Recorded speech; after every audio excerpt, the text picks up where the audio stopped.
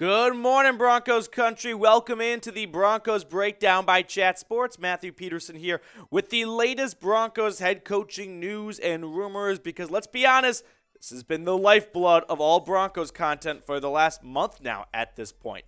Now, we're going to jump into some really interesting reports that came in from an NFL insider. Plus, we got some interesting news to share as well. But let's start the show off by talking about our ex, and that is Nathaniel Hackett. You might have already seen it already, but the Jets are hiring Hackett to be their OC. I think Hackett's a great guy. I wish him the best. It's not like a Josh McDaniels type of situation here, but I do wonder, do the Jets fall for the same thing the Broncos fell for? Of you get Hackett, you get Rodgers. There's a lot of dots being connected right now. It will be interesting to see.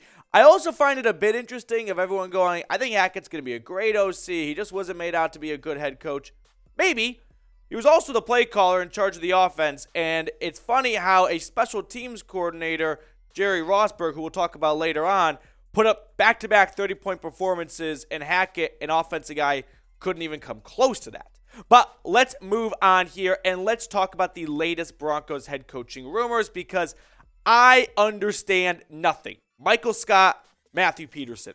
We keep getting all these reports and all these tweets and all these new inklings and rumblings and breadcrumbs of the Broncos are going this way, the Broncos are going that way. And at the end, we're kind of left with, we have no idea what the team is doing, right? We don't even know if the owner is a part of the search right now, if he's busy on a hunting trip, which, yes, did take some hours of sleep away from me last night thinking about it. But I do want to start the show off, well, midway through now, with this from Field Yates, who tweeted out, while the Broncos are still searching for a head coach, interim head coach Jerry Rosburg has been let go and will not be a part of the coaching staff going forward, which came with some mixed emotions, I think. I mean, I've never seen an interim head coach just grab the job by the horns and really make everyone fall in love with him over the span of just 2 weeks. So there are a lot of people speculating, what does this mean, right? Does this mean that the hiring could be coming soon? And that's why they're getting interim head coach Rosberg out of the building, get his office cleared out because someone's coming in 48 hours. That could be the case. It could mean nothing. It could just mean, we know you're not going to be the head coach. Your contract's expiring. Let's just get this over with so that when we do have the next head coach, they don't come to Mile High and they're like, oh, the old guy still has his stuff here? Can we get it off the table? Because I got my own knickknacks I want to bring with me. So I thought Jerry Rosburg, by the way, had an excellent quote in his exit press conference, if you will, that I thought you guys should see. Here's what he said. I want to say to the fans, you can't pick your owners. The owners pick you. I just want all the fans of the Broncos to understand, without sounding gratuitous, that's a tough word, I want all the fans to understand what good hands this franchise is in. If any of you are fans of Uncle Walt, oh Captain my Captain, I've been trying to plant seeds with George and the ownership group. I may not be around to see them bloom, but this is going to be a rich garden. So the fans, it's coming. Thank you. I want to see Jerry Rosburg come back in some sort of capacity. Special teams coordinator, consultant, assistant, I don't care what it is. This is a man you want in your building. It's incredible how he was just the interim head coach for all of 2 weeks. And in those 2 weeks, we saw what could have been and what was sort of expected of the 2022 Denver Broncos. So for that, it was really fun to see finally some leadership and some, just overall competency at the Broncos head coaching position. Now, we're going to take a look at potentially the final 4 candidates that Peter Schrager sort of revealed on Colin Cowherd's show in just a moment. But first, I want to share with you guys some really interesting stuff about today's sponsor, Magic Spoon. Now, today's Broncos Breakdown is sponsored by Magic Spoon. Growing up, cereal was one of the best parts about being a kid, but I had to give it up because I realized it was full of sugar and junk that you really shouldn't eat. But Magic Spoon is cereal reinvented. I start every day with a bowl of Magic Spoon. It tastes amazing, and honestly, it's too good to be true.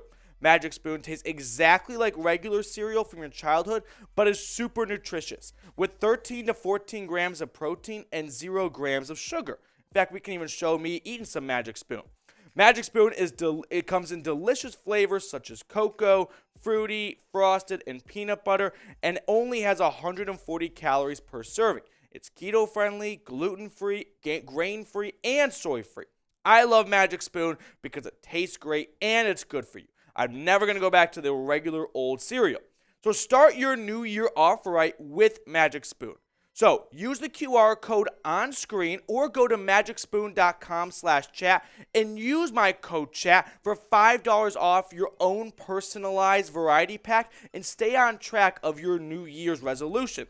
That's magicspoon.com/chat or scan the QR code, if I knew how mirrors worked, right there, and use code chat. I put that link for everyone in the comments and the description of today's show. Magic Spoon, by the way, so confident in their product. It's come with 100% happiness guaranteed. So if you don't like it for any reason, they'll refund your money, no questions asked.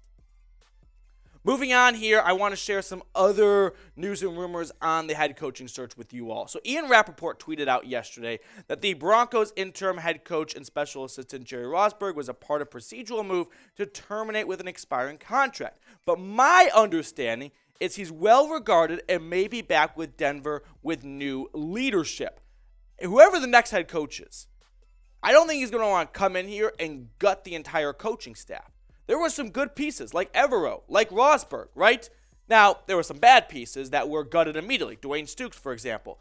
But I wouldn't be shocked if the next head coach goes, well, we would have got some good places and pieces in place here. Why tear it all down, right? If we got good staff members, I don't see a reason to feel the need to replace them. I know head coaches love to bring their own ensemble and their own group and whatnot, but if they've got some good things going, head coaches are smart. They know if it ain't broke, don't fix it. Now, can we just give Jerry Rosburg a moment here and just give him some love by chanting Jerry Springer style in the comments right now? Jerry, Jerry, Jerry. Because Jerry Rosburg is going to be my favorite Broncos head coach since Kubiak. And never thought I'd say that about a coach who was there for all of 2 games. Let's move on to the second half of today's show now. So, Zach Stevens, following up on a interesting interview from The Herd with Peter Schrager, where Peter Schrager said Sean Payton, DeMeco Ryans, Dan Quinn, and David Shaw are all still in the mix to be the Broncos' next head coach. So do we have our final 4 now? No Jim Caldwell, no Raheem Morris, but maybe it's these 4 guys, and one of them is going to be the next head coach. Sean Payton is an interesting name because not just like the background, but the fact that no one's lining up any second interviews with him. Does that tell me maybe the NFL isn't as interested in Sean Payton as we thought they might be?